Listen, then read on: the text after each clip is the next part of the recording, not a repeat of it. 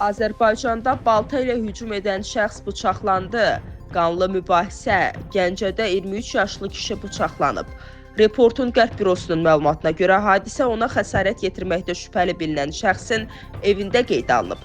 Belə ki, 2002-ci il təvəllüddür Rüstəmova mübahisə zəminində bıçaqla ağır xəsarət yetirilib və ağır halda xəstəxanaya çatdırılıb. Onun balta ilə qarşı tərəfə hücum etdiyi, daha sonra mübahisə zəminində bıçaqla xəsarət aldığı bildirilir.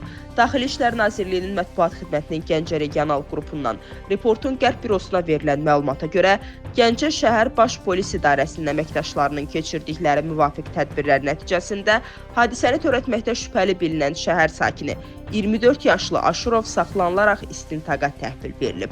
Faktla bağlı araşdırma aparılır.